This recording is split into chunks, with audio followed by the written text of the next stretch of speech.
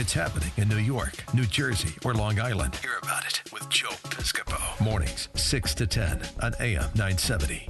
The Answer. Andrew. Yeah. Andrew Pollack walking in. We're on camera here, too. Andrew, come sit next to me if you'd be so kind, sir. Honored to have you here, man. You got through the traffic all right? Remind me again why I don't live in New York no more. Yeah. Love you, man. What's up, buddy? Thanks, It's great to have you here. Yeah, man. We are honored to have you here. And I know it's kind of, Andrew was texting me along the way. We're on the air live now, man. Into your microphone, you got a camera right there. All right. And you were kind of, it's New York, so it's not like this now where you are now, right? You got to leave 2 hours before, right? I said the worst, it's getting worse and worse, man. I don't know how people do it, man. Yeah. I don't know how they do it. Hey, you know what? You look good. If that's okay to tell you that. What you've been through, I love you, man. I tell you, I feel so much respect for you, what you went through, how courageous you are, how you really use Meadow as this leading force to answer the questions. You have the answers, man. Yeah, I got them.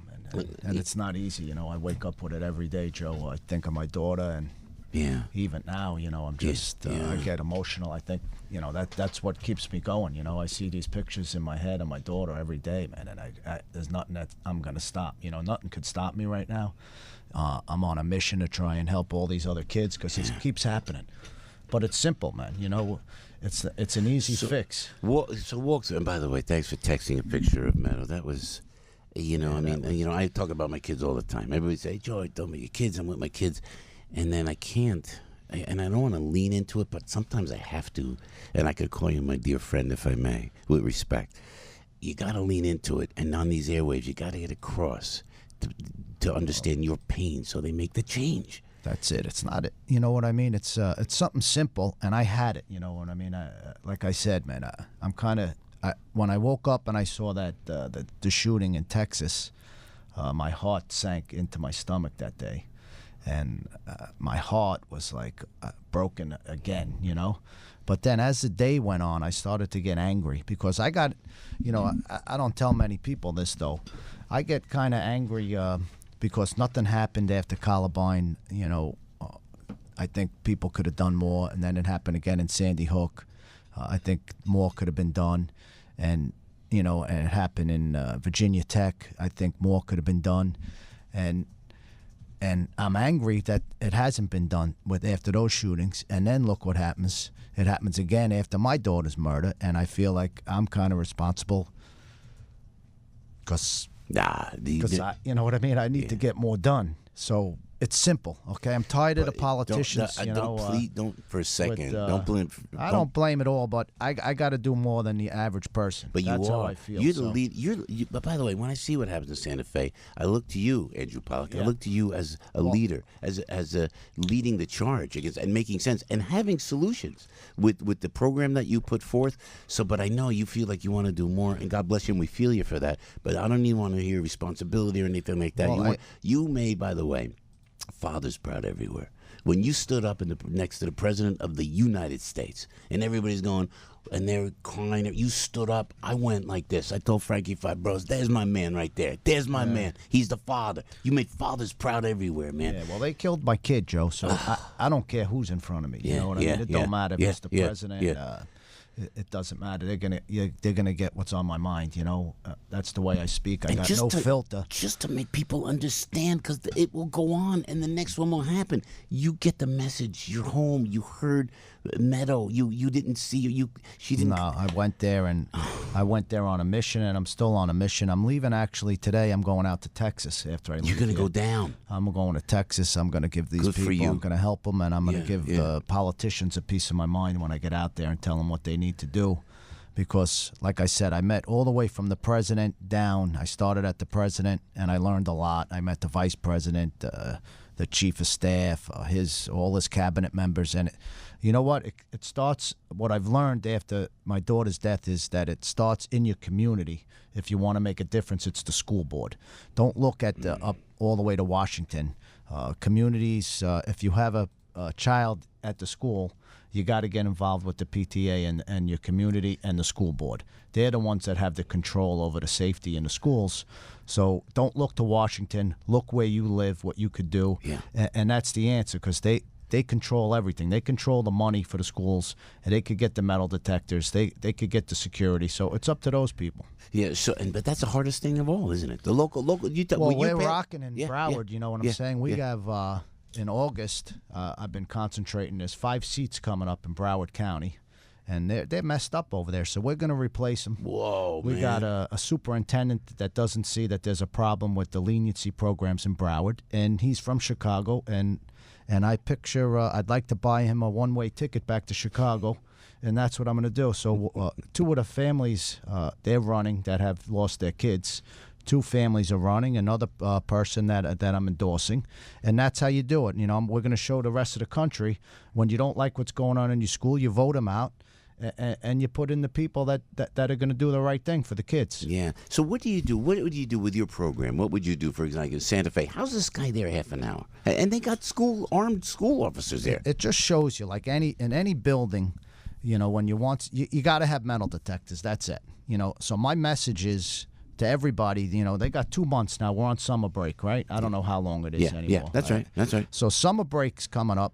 The school, give this chance. Get in touch with your principals, the school board, administration, but mostly the school board, and find out what the change is going to be when your kids go back to school. If they don't have metal detectors, you keep your kids home. What's more important, Joe? Your kids staying home or learning some algebra or something like that? You know what I mean? You want to see your kids? Trust me. If the people keep their kids home, they're going to get those metal detectors at the school faster than ever. You know what I mean? Do they come to you in Broward, Andrew, and do they say, look, we made a mistake, the law enforcement made a mistake, and you're suing that deputy sheriff, right? You're going right after this guy who didn't show up. I just want to expose him. You know he got an $8,700 a month pension now started for not doing his job, for letting 7 people die. And I get it. Forgive me for leaning on it, man, but what you went through, I mean, you think that there was time for that guy to run up to the 2nd floor, it was? Third floor. He was at this deputy was at the 1st floor when some of the shooting started. He heard shots. Actually, one of the heroes, he was there for him. He heard the shots that killed Aaron Feiss. He went in unarmed, just to coach. He knew what was going on. He went in unarmed. He was murdered. And he had the opportunity then to go in, and he could have saved the whole 3rd floor, this deputy. But he went and hid behind a wall. And then not only does he hide behind the wall, Joe, he tells the other officers that are pulling up to take cover and not go in. So he does, you know what I mean? He does that, and then he lies in the investigation. You know, he like I tell people, my daughter was on the 3rd floor. She was shielding a freshman. So while she was shielding a freshman, praying that someone was going to come and save her, this deputy was hiding behind some cement wall at the school.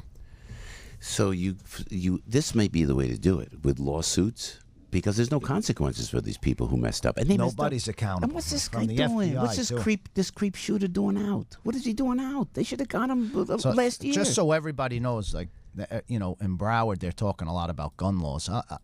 The gun laws were in place for this. I call him 1958. That's his prison ID number. I don't call him by his name. Yeah, good for you. So the police were actually, the sheriff was at his house almost 40 times. So I tell people, any cop out there that's like me or anyone that would be a cop, you go there by the 3rd time, you're going to be beating this kid with a bat, right? So they were almost there 30-something times. They never arrested him. So if he was arrested once out of those 30-something times, he wouldn't have been able to buy a rifle. And he's a psychopath. Like, he did stuff at the school, like he was threatening people's lives, carving swastikas into the table in the lunchroom. Just doing all type of crazy stuff. So if they would have Baker acted this kid once, he never would have been able to buy a rifle. So the gun laws were in place. They just weren't. They just didn't do anything to people. They were just incompetent. And what's the superintendent? What is his answer to all this? The problem I had with the guy was he denied. You know, they have this promise program, leniency program. That gives people break after break after break, like 5 misdemeanors per school year, without having a problem with law enforcement, which is. You know, everybody wants a kid to have at least one chance. So it's his promise program that he calls. It's a leniency program not to arrest people. That's what I call it. So he denied at first that this kid was in this program. You know, he said 1958 was never in the Promise program, but then he said while in high school. So once he said while in high school, I knew that. So what? So he wasn't in high school. He was probably in it in middle school. So 2 months later, it came out he was in it in middle school, and he never admitted to any problem with the program. He never said let's reevaluate the program. He was just deceiving. So he just deceived the whole county, and he still has his job. So the only way to do anything is just flip the school board. I love about you, first of all, your passion. Second of all, you stay controlled. You stay controlled, and because I know, because you're a tough guy, I could see it, man. You look at Long Island, huh? Yeah. New York guy. You're back in the territory. You want to rip this guy's throat out. I'd want to.